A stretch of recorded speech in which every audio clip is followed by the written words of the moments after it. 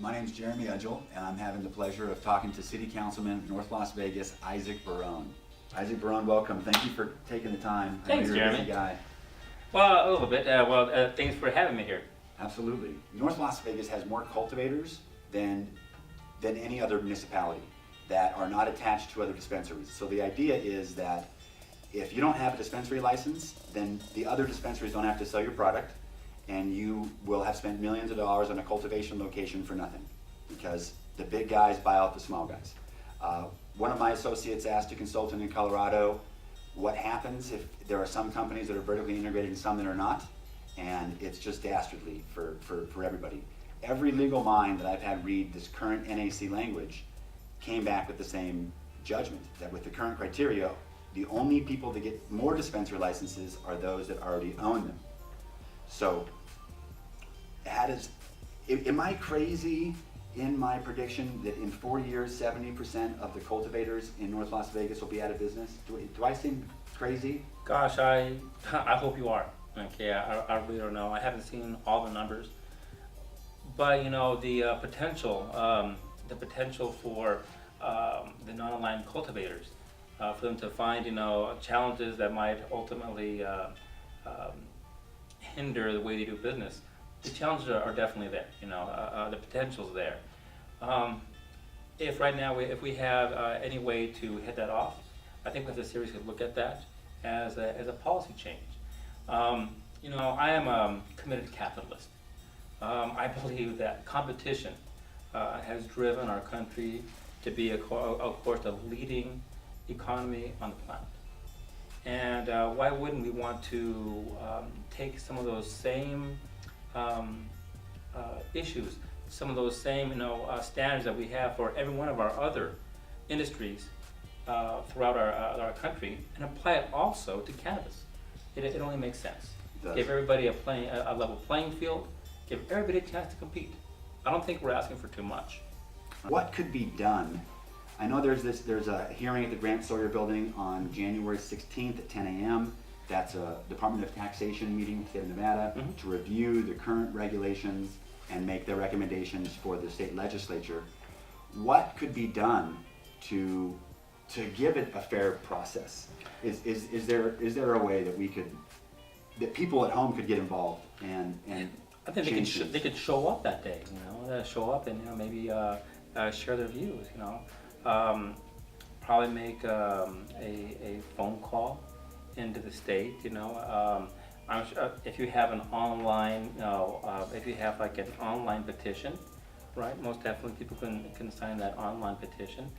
I think what we're looking at more than anything else, what we're looking at is for the cultivators in North Las Vegas. We don't want them to have any special treatment. We just want to make sure that everybody's treated the same, that everyone will have an equal opportunity to compete in the market.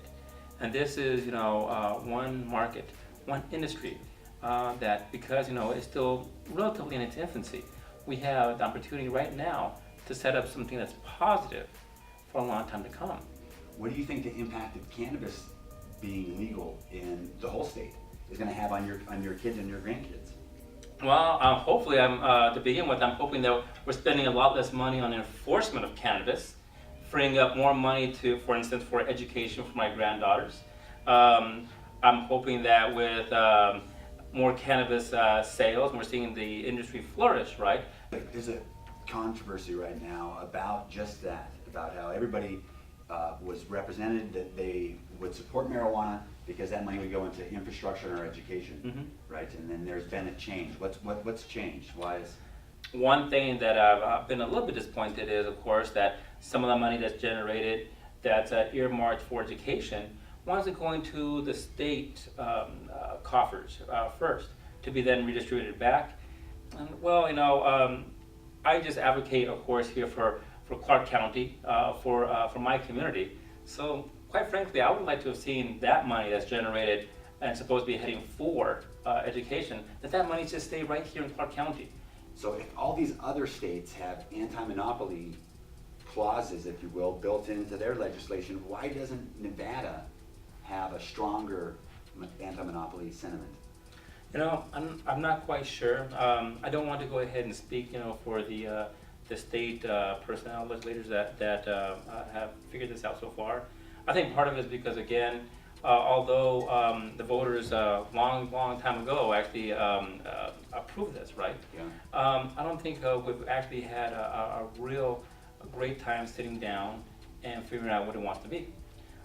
In part, many of the people who make policy just have not been all that familiar with these rules, these laws, and I think they haven't given a whole lot of thought. But we still, since we are still just beginning to grow here, there's time to make changes now to ensure that we have an equitable, nice, smooth playing field for everybody.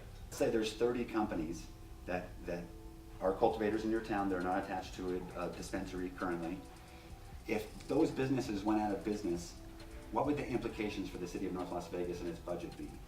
Well, it wouldn't be great. I'm happy to say that the cannabis industry has actually helped us, move a couple of points over to solvency because of the fees that are paid by our growers, by our retailers. Again, you mentioned yourself, we're probably the largest cultivator, citywide, than any other municipality. And we're talking about not just, the fees that are paid by, and taxes that are paid by these companies, but also, we have to look at the employment of each one of these cultivators, Some of them are smaller operations, 10 or 15 people. Some are larger with between 60 and 100 people. So we're talking about, a fairly substantial blow. Well, I appreciate you taking the time and your friendship over the years. It's been great. Thank you so very Isaac. much.